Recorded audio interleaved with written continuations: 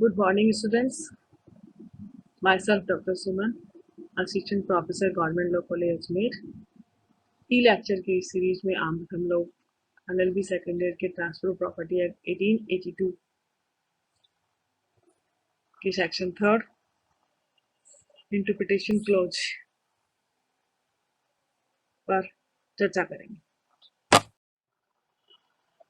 Section 3 interpretation close अंतराभिवाची वाद के अंतर्गत आज हम लोग नोटिस सूचना पढ़ेंगे।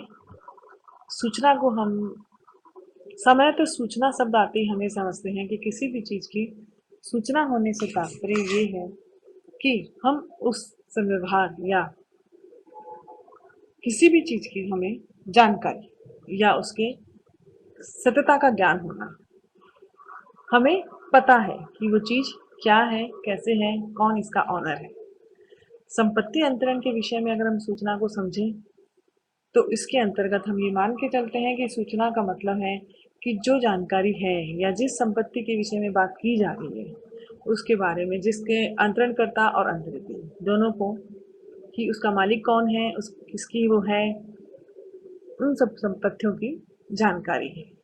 सूचना को आज हम लोग 3 शीर्षक के अंतर्गत 3 हेडिंग्स के अंतर्गत पढ़ेंगे। Meaning of notice, need of notice and type of notice. सूचना का अर्थ, सूचना की आवश्यकता क्यों है और सूचना के कितने प्रकार हैं, भेद हैं।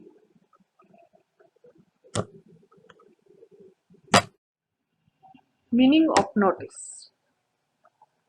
सूचना का अर्थ। Notice of effect means he may himself have actual notice or he may have constructive notice or notice may be imputed to him when information of the fact has been obtained by his agent in the course of business transacted by the agent for him। अर्थात सूचना से हम ये समझते हैं कि यदि किसी व्यक्ति को किसी तथ्य की जानकारी है या किसी तथ्य का ज्ञान है तो उन सभी परिस्थितियों में उसे उस चीज का वास्तविक ज्ञान है या परिलक्षित ज्ञान है,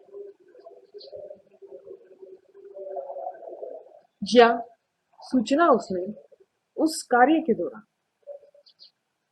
उसके एजेंट द्वारा या एजेंट की हैसियत में उसने प्राप्त की है। तो ये मान लिया जाता है कि इस व्यक्ति को जिसकी वह हैसियत वह एजेंट का कार्य कर रहा है या वो स्वयं स्वामी, एक्चुअल नोटिस, ठीक है, वास्तविक सूचना कि उसको उस तथ्य से संबंधित सभी परिस्थितियों के बारे में जानकारी थी या उसे ज्ञान होना चाहिए। यह एक विधिक परिकल्पना है, फिक्सिशियस है, कि हम मान के चलते हैं कि किसी व्यक्ति को किसी तरह की सूचना होना, उस तथ्य से उत्पन्न सारे दायित्व उस पर होंगे जिसको सूचना होनी चाहिए या जिसके द्वारा सूचना दी जानी चाहिए। जैसे अगर कोई दो व्यक्ति आमने सामने से व्यवहार करते हैं तो वहां यह मान लिया जाएगा कि अगर कि एक पक्षकार जिसे संपत्ति अंतरण की जानी है या जो संपत्ति को अंतरित कर रहा है उस पक्षकार द्वारा, ऑनर द्वारा दूसरे व्यक्ति को, अंतरणकर्ता को उस संपत्ति से संबंधित सभी तथ्यों की जानकारी उसके द्वारा दे दी गई थी। फॉर एग्जाम्पल अगर हम ये देखें कि अगर मान लीजिए एक व्यक्ति एक मकान का सौदा करता है, दूसरा व्यक्ति जिसे ली जानी जो उसे खरीद रहा है उस मकान को वास्तविक रूप में जाकर के देखता है और जब वो देखता है कि वहां पर कोई अन्य व्यक्ति है, विद्यमान है, अगर वह व्यक्ति खरीदार यह नहीं पूछता कि ये किस हैसियत में यहाँ है या इसका क्या इस मकान पे राइट है, अधिकार है, तो यह मान लिया जाएगा कि यह खरीदार द्वारा बरती गई असावधानी है। अर्थात उसे खरीदने के पूर्व ही जो व्यक्ति उस पर उसको दिखा या जिसका पोजीशन था, उसके सारे अधिकारों के बारे में उसे जानकारी थी।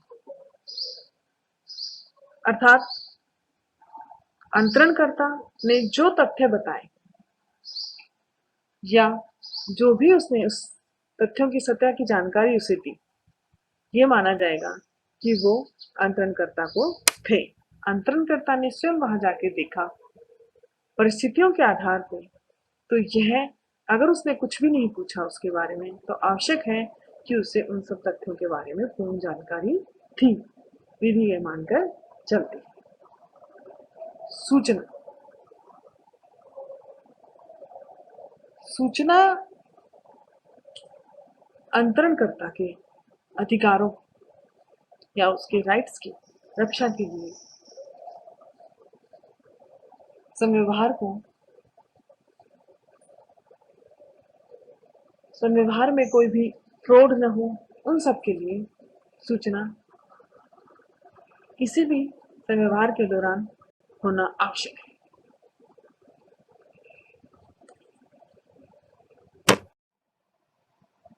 नीड ऑफ नोटिस, सूचना की आवश्यकता। पब्लिक नोटिस, इसे हम 3 पॉइंट्स के अंतर्गत समझ सकते हैं। Public notice, estoppel and presumption. सूचना की आवश्यकता क्यों होती है या सूचना के आधार क्या है? लोकनीति।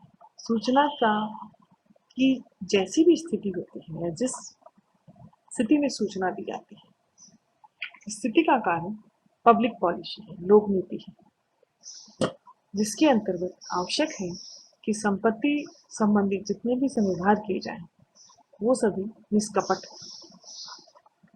किसी भी व्यक्ति द्वारा किया गया अनुचित अंतरण हमेशा पब्लिक पॉलिसी या जनहित के विपरीत होता है। अतः ऐसे सभी मामलों या उनको कंट्रोल सूचना के सिद्धांत द्वारा किया जाता है। जनहित में सूचना आवश्यक है।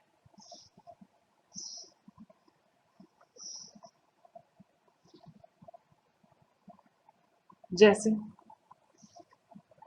सामान्य जन ये जानते हैं कि जन उपयोगी या जनता के उपयोग की भूमि या ऐसी वस्तुओं की संव्यवहार, ऐसी संपत्ति अंतरित नहीं होती। पब्लिक पॉलिसी लोकनीति के अंतर्गत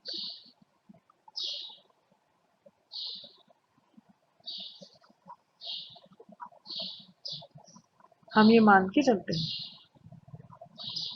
कि ऐसी अगर किसी संपत्ति का ट्रांजैक्शन होता है, अंतरण होता है, तो जनहित के विपरीत है। उसे आवश्यक रूप से इस चीज की सूचना थी कि ये संपत्ति अंतरणीय नहीं। इसी तरह एस्टोपल विबंधन का सिद्धांत, विबंधन में कि किसी चीज को या परिस्थितियां बदल जाने पे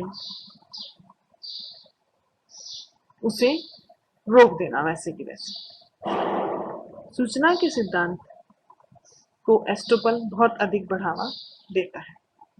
जैसे फॉर एग्जाम्पल, अगर किसी व्यक्ति ने चरागाह या अस्पताल या किसी पब्लिक यूटिलिटी लोक प्रयोजन के लिए प्रयोग आने वाली किसी संपत्ति के निकट अपनी संपत्ति खरीदी है, तो उसके आचरण से या उसके कंडक्ट से यह साबित होता है कि उसने यह चीज़ों को स्वीकार कर लिया है कि जो इन संपत्ति या ऐसी भूमि के यूज से जो असुविधा होगी वो उसे सहनीय है। ये मान लिया जाएगा कि उसे इस चीज़ की सूचना थी कि ऐसे में या दूसरे व्यक्तियों के आचरण द्वारा जो भी चीज़ें होंगी या जिस तरह का वहाँ पे उसको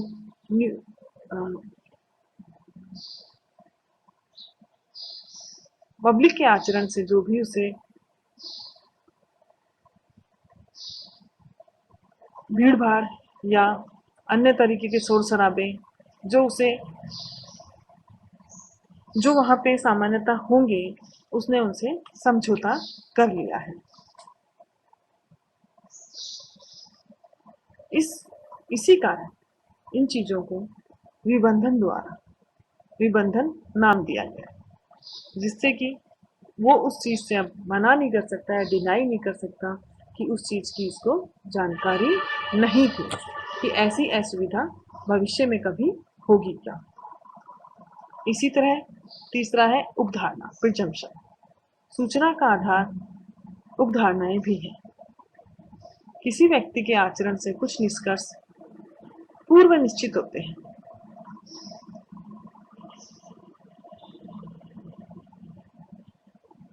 जैसे यदि किसी खरीदार ने संपत्ति के अधिकार संबंधी समस्त कागजों की जांच कर ली है, तो यह मान लिया जाता है कि जो दायित्व होंगे उनमें वो उसने एक्सेप्ट कर लिए हैं या स्वीकार कर लिए हैं। उपधारणा कर ली जाती है कि उसने इन तथ्यों से समझौता कर लिया है, वो उन्हें जानता है। इस तरह हमने देखा कि लोकहित, विबंधन और उपधारणा, ये तीनों सूचना की आवश्यकता है कि इनके आधार पर उसे ये मान लिया जाएगा कि इन चीजों की सूचना थी।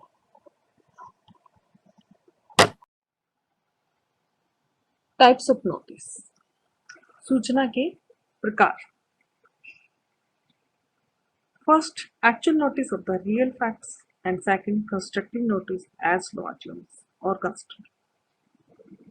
Third, notice to agent. वास्तविक सूचना ऑफ द रियल फैक्ट्स,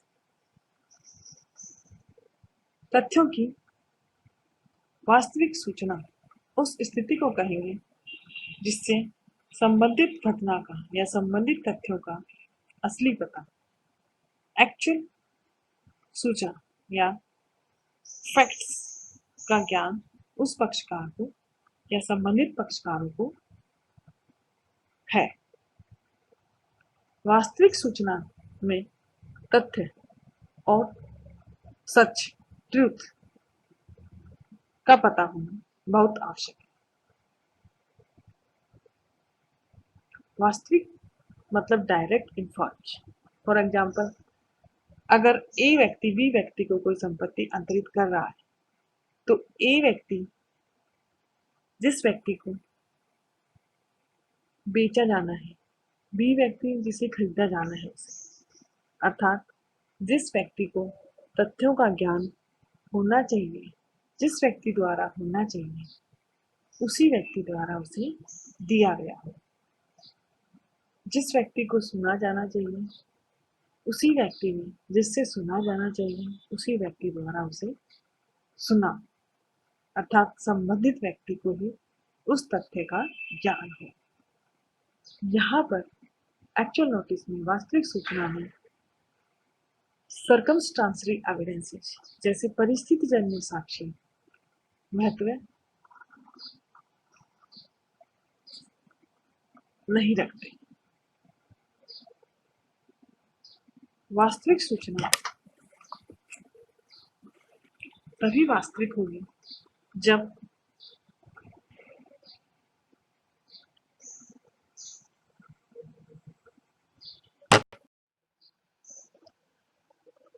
वास्तविक सूचना, essential elements of actual notice, वास्तविक सूचना के आवश्यक तत्व, डेफिनेट इंफॉर्मेशन। वास्तविक सूचना का प्रभाव तभी होगा जबकि सूचना निश्चित ज्ञान दिया गया। यदि नोटिस स्वयं स्पष्ट और अनिश्चित है, स्पष्ट नहीं है, तो सूचना निश्चित नहीं होगी। इनडायरेक्ट सूचना या अन्य तरीकों से अगर किसी तरह की सूचना पक्षकार को है, तो यह माना जाएगा कि वो एक्चुअल नोटिस नहीं है, वास्तविक सूचना नहीं है। सूचना तभी वास्तविक होगी जबकि जिस व्यक्ति को दी जानी है, उस व्यक्ति द्वारा दी गई हो, और जिस व्यक्ति को दी जानी है उसी व्यक्ति द्वारा उसी व्यक्ति को दी गई हो। वास्तविक सूचना निश्चित होने पर secondly definite information to be given by same party, कि समान उन्हीं पक्षकारों द्वारा दी गई हो निश्चित ज्ञान। तीसरा, definite information to be given in same transaction या सेम मैनर, निश्चित ज्ञान उस व्यक्ति द्वारा उसी समय व्यवहार के दौरान दिया जाना चाहिए, तभी माना जाएगा कि ये सूचना वास्तविक सूचना है। डॉक्टर एस काशीनाथ बनाम अरुण रावली, AIR 2008, नोट्स ऑन केसेस 1620। इस केस में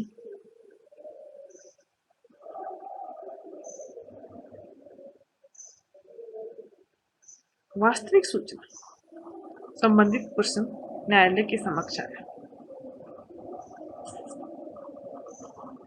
यहाँ वास्तविक सूचना कहा गया कि तब निश्चित होनी चाहिए और नेगोशिएशन के दौरान उसी समय व्यवहार के दौरान दी जानी चाहिए।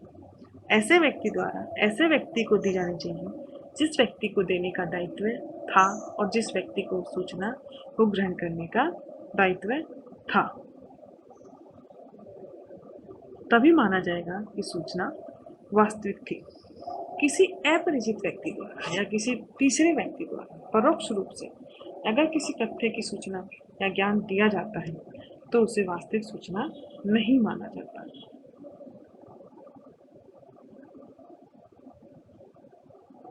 संपत्ति में हित संविदा के माध्यम से या संपत्ति के माध्यम से या उत्तराधिकारी के जैसे होते हैं, लेकिन उनके द्वारा दी गई सूचना को वास्तविक सूचना विधिक सूचना नहीं माना जाएगा। अर्थात दोनों पक्षकार एक दूसरे को उस चीज का निश्चित ज्ञान दें।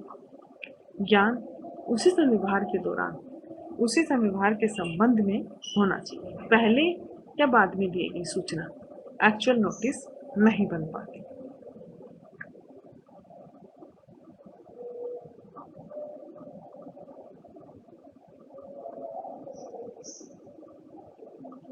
फॉर एग्जाम्पल, अगर किसी व्यक्ति को कोई मकान बेचना था और उसने पहले किसी पक्षकार को उसकी सूचना दी, लेकिन तब उसका उद्देश्य या आशय उस मकान को बेचने का नहीं था, और दूसरे पक्षकार को जिसने उसे सूचना दी या बताया, अपने मकान का वर्णन किया, उसका भी आशय उस मकान को लेने का नहीं था।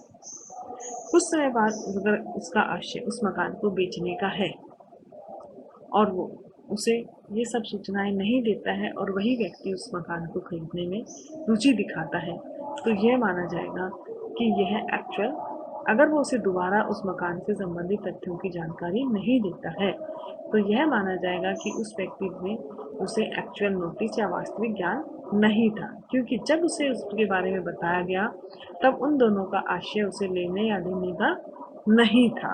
अर्थात समव्यवहार के दौरान ही सूचना दी और ली जानी चाहिए, तभी वो वास्तविक सूचना का रूप ले पाती है। कंस्ट्रक्टिव नोटिस, आणविक सूचना। It is a legal conjunction. आणविक सूचना एक विधिक संकल्पना है। आणविक सूचना या परिलक्षित सूचना किसी मामले की स्थिति को देखते हुए एक परिकल्पना टाइप है या परिकल्पना का रूप है जिसके बारे में जानकारी हम ये मान के चलते हैं कि उस व्यक्ति को रही होगी। परिस्थितियों के आधार पर ऐसा माना जाता है, चाहे उसे वास्तविक जानकारी हो या नहीं। परिलक्षित सूचना उस स्थिति को कहेंगे जिसमें संबंधित पक्षकार को तथ्य का प्रत्यक्ष ज्ञान तो नहीं था, परंतु ऐसी स्थिति थी कि यदि वह वास्तविक स्थिति का पता लगाना चाहता तो बहुत थोड़े से प्रयास से ही वह उस जानकारी को प्राप्त कर सकता था। अर्थात परिलक्षित सूचना के संबंध में या परिलक्षित सूचना का दायित्व ऐसे व्यक्ति पर होगा कि जो उसे ना कर पाए तो उसे उसके कॉन्सिक्वेंसेस या उसके परिणामों के बारे में स्वयं उत्तरदायी कहा जाएगा।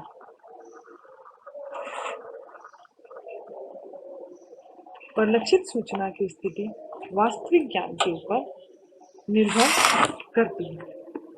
सुलेमान के केस में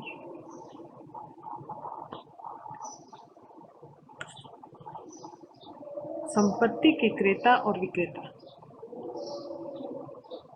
ए व्यक्ति द्वारा जो संपत्ति का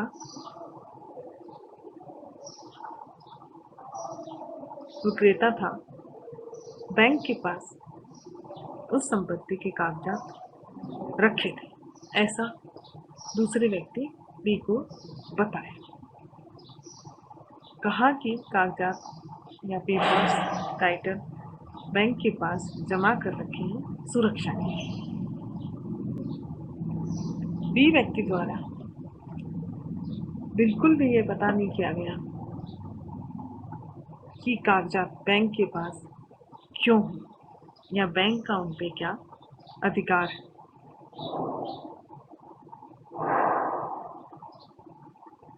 जबकि कागजात बैंक के पास गिरवी थे। यहाँ ये माना जाएगा कि उस खरीदार बी व्यक्ति को उस तथ्य की जानकारी थी, क्योंकि उसने जानबूझकर तथ्यों की जानकारी करने में उपेक्षा बरती है।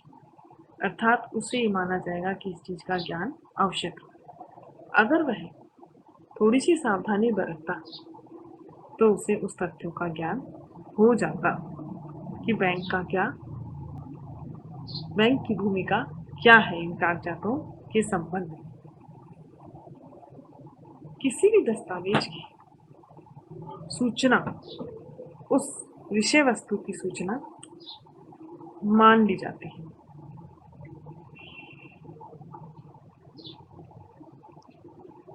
किसी दस्तावेज की वास्तविक सूचना उन सभी आवश्यक तथ्यों की परिलक्षित सूचना मानी जाती है जो उस संपत्ति से संबंधित होते हैं, और दस्तावेजों में वर्णित जितनी भी चीजें हैं माना जाता है कि दूसरे व्यक्ति द्वारा वे पढ़ लिए गए हैं।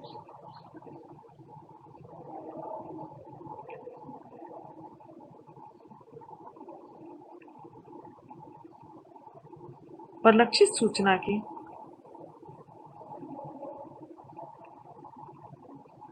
5 परिस्थितियों के आधार पर हम ये कह सकते हैं कि सूचना परिलक्षित सूचना है।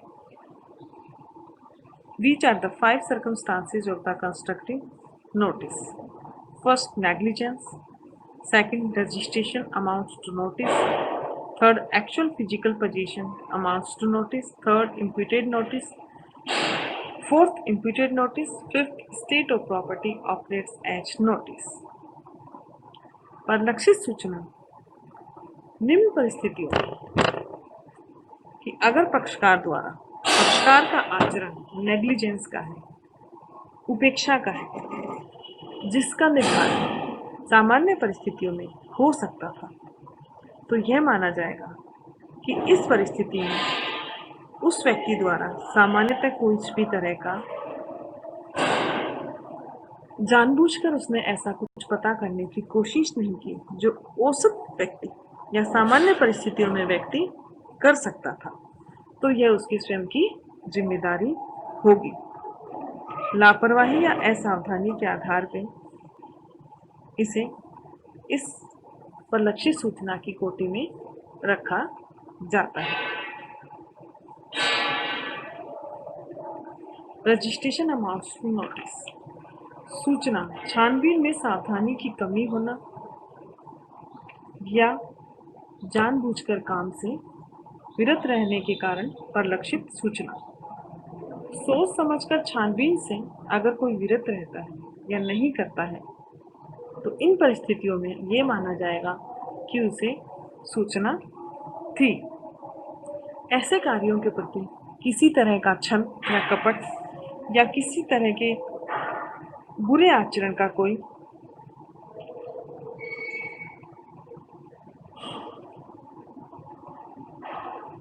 नहीं होता है, लेकिन ऐसे व्यक्ति पर तथ्यों को जानने का कोई स्पष्ट दायित्व नहीं होना या वो पता नहीं करता है।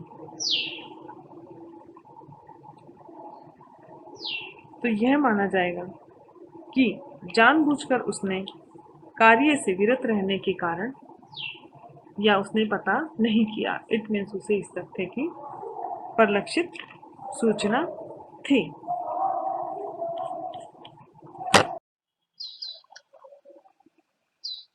Notice to agent. एजेंट को सूचना। It is also a type of constructive notice. Notice in capacity of agent. Notice during course of agency. Notice should be in connection with the agency. Agent को दी गई सूचना भी परिलक्षित सूचना का ही एक रूप है। इम्प्यूटेड नोटिस के अंतर्गत हमने इसे आणविक सूचना में देखा। अभ्यारोपित सूचना, किसी के ऊपर आरोपित की गई सूचना। यदि किसी व्यक्ति के एजेंट को या अभिकर्ता को किसी तथ्य की उस कारोबार के अनुक्रम में, यानी कारोबार मीन्स कि उस व्यवहार के अनुक्रम में जिसके लिए वह तथ्य तात्विक है, उस व्यक्ति की ओर से कार्य करते हुए सूचना मिल जाती है, तो यह मान लिया जाएगा कि यह सूचना अभिकर्ता की बहैसियत मालिक को थी। एजेंट उस एजेंसी के मालिक को थी। परंतु यदि एजेंट किसी तथ्य को छुपा लेता है, जैसे उस व्यक्ति का संबंध है या उसका संज्ञान रखता था, और अगर वह सूचना उस मालिक को नहीं देता है,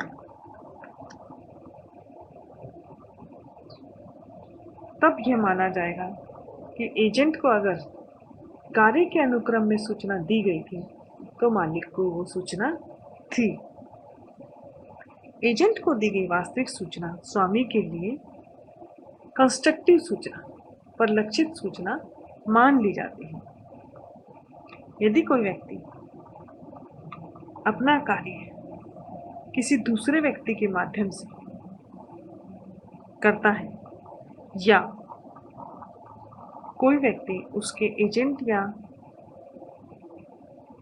उसके सर्वेंट की हैसियत में कोई कार्य करता है, तो उनको दी गई सूचनाएं उसके मालिक को जवाबदारी या जवाबदेही बनाती हैं।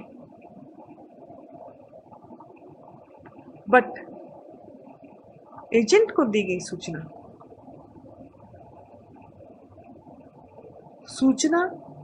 बहैसियत एजेंट उसे मिलनी चाहिए। ये उसका आवश्यक तत्व है कि सूचना उसे उस व्यक्ति के एजेंट के रहते समय ही दी गई हो, इन कैपेसिटी ऑफ एजेंट। दूसरा, notice during course of agency, कि जब एजेंट को सूचना दी जा रही है तब वो एजेंसी कार्य रूप में थी।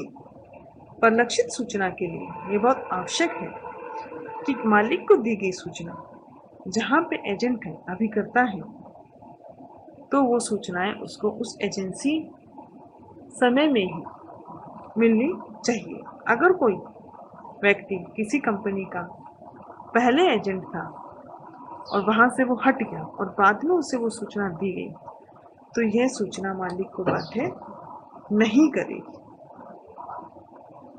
एजेंट का ज्ञान स्वामी के लिए परिलक्षित तब माना जाएगा जब नोटिस एजेंट को उसी समय मिले जबकि वह एजेंट के रूप में कार्य कर रहा था, अन्यथा परिलक्षित सूचना का अंग नहीं इसे माना जाएगा। एजेंसी स्थापित होने से पूर्व अगर एजेंट को कोई सूचना थी तब भी इसे सूचना, मालिक को दी गई सूचना या मालिक की हैसियत में प्राप्त की गई सूचना, एजेंट की बहैसियत प्राप्त की गई सूचना, उसे सूचना ही माना जाएगा।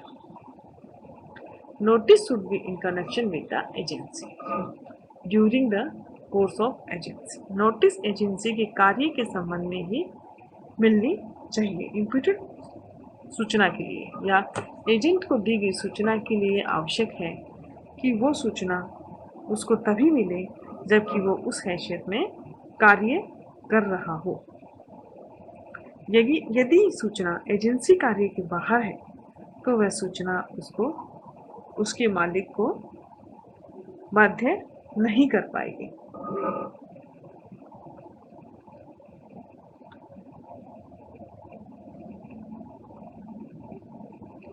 किसी भी संपत्ति की सूचना सम स्टेट ऑफ प्रॉपर्टी परिलक्षित सूचना में स्वयं अपने आप में सूचना या कंस्ट्रक्टिव सूचना परिलक्षित सूचना मान ली जाती है।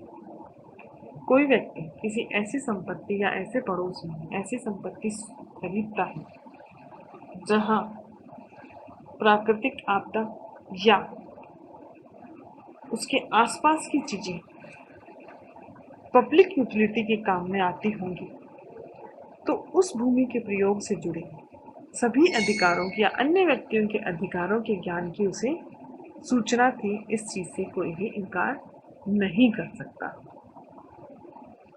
अर्थात यहाँ आज हमने देखा कि सूचना तीन